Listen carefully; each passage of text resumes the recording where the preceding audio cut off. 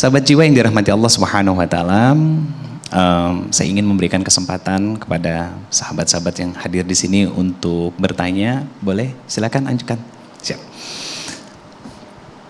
Oke, Assalamualaikum warahmatullahi wabarakatuh, Ustaz. Waalaikumsalam warahmatullahi wabarakatuh. Perkenalkan, saya Elisa. Jadi gini, Ustaz, saya tuh dulu pernah dibully. Nah, terus setelah dibully tuh, aku dapat kejadian yang nggak seharusnya itu terjadi sama aku. Terus pas aku mengalami itu tuh aku kayak marah sama Allah, kayak aku capek ya Allah, kenapa harus aku yang mendapatkan kejadian itu. Terus setelah itu tuh aku sakit parah sampai transfusi 5 kantong, transfusi darah 5 kantong. Terus abis itu aku nggak terdeteksi di medis. Jadi di rumah sakit tuh nggak tahu aku tuh sakit apa. Aku tuh capek, aku sakit tapi aku nggak tahu sakit apa. Terus abis itu aku berserah sama Allah. Terus aku minta doa sama orang-orang. Terus tiba-tiba sembuh. Pas aku mau dioperasi, aku sembuh tiba-tiba. Aku nggak tahu kenapa tiba-tiba sembuh. Nah, yang aku mau tanyain, aku tuh sebenarnya udah ikhlas dengan apa yang semua yang terjadi pada aku. Tapi memori itu selalu ada di ingatan aku. Aku nggak bisa lupa dengan semua itu. Apakah aku belum benar-benar ikhlas? Dan apa sakit aku ini teguran dari Allah karena dosa-dosa aku atau bagaimana, Ustaz? Terima kasih. Baik, ini pertanyaannya Masya Allah. Yang pertama, tentang memori buruk dari perilaku buruk orang lain buat kita. Apakah orang yang masih mengingat keburukan orang lain adalah orang yang belum bisa memaafkan? Jawabannya enggak. Memaafkan dan melupakan itu adalah proses yang berjalan beriringan. Enggak bisa dilepasin. Enggak sedikit dari kita yang bilang kalau kita sudah maafin, tapi aku enggak bisa ngelupain. Betul ya? Itu beriringan. Enggak bisa ditinggalin salah satunya. Karena kalau orang yang benar sudah memaafkan kesalahan orang lain, pasti akan berbuat baik kepada orang yang pernah menyakiti dia. Minimalnya, mendoakan kebaikan buat dia. Itu seminimalnya.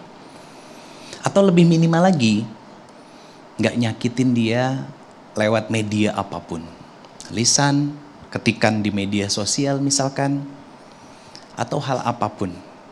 Artinya, proses memaafkan dan melupakan itu harus berjalan beriringan. Beda halnya kalau ternyata dalam perjalanannya sesekali masih terbesit nyit sakit gitu. Itu adalah cara Allah untuk mengingatkan kepada kita agar lebih berhati-hati dan tidak lagi berekspektasi kepada siapapun. Pasang boundaries, batasan kepada orang-orang yang pernah nyakitin kita, kepada orang yang pernah mengkhianati kita, kepada orang yang pernah melukai kita. Itu bentuk kesadarannya arahnya ke situ.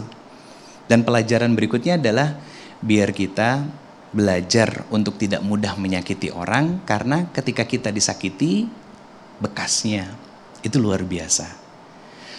Apakah sakit yang dirasakan itu sebagai penggugur dosa dan ujian dari Allah Subhanahu wa taala? Iya.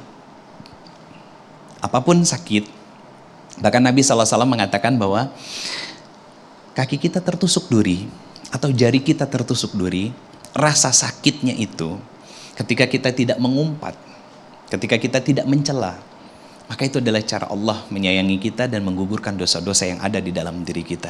Asalkan kita sabar dan menerima bahwa itu adalah takdir dan kasih sayang dari Allah Subhanahu wa taala. Gini, sahabat jiwa yang dirahmati Allah semuanya, prosesnya adalah tentu kita harus belajar ilmu agama, fadilah kesabaran, tentang bagaimana bersabar, fadilah keikhlasan, tentang bagaimana cara kita ikhlas, ya. Nanti pelan-pelan Allah akan lebar dan besarkan hati serta jiwa kita, sehingga kita bisa selalu memahami bahwa, oh iya, gak ada takdir Allah yang salah. Allahu a'lam bishawab. Ada lagi yang mau bertanya? Oke, silakan Mbak. Assalamualaikum warahmatullahi wabarakatuh. Waalaikumsalam warahmatullahi wabarakatuh. Nama saya Kholisoh. Saya izin cerita sedikit Pak Ustadz. Kebetulan saya ditinggal meninggal oleh ayah saya. Jadi ayah saya itu didiagnosa sakit itu cukup parah. saya dan keluarga tuh berusaha untuk menyembuhkan beliau, tapi beliau dinyatakan meninggal. Sampai saat Tahun ini berapa meninggalnya? 2023. Sampai saat ini saya kayak masih merasa kok saya yang menerima takdir ini gitu. Kenapa saya? Saya kan tidak sekuat itu. Jadi pertanyaan saya tuh bagaimana caranya untuk saya tuh bisa belajar ikhlas dan menerima takdir untuk ditinggal ayah saya. Terima kasih. Baik. Yang pertama, Allah berfirman di Quran surat kedua, surat Al-Baqarah, ayat 286. La yukallifullahu nafsan illa wus'aha. Allah nggak salah memilih bahu dan pundak untuk menitipkan amanah dan ujian.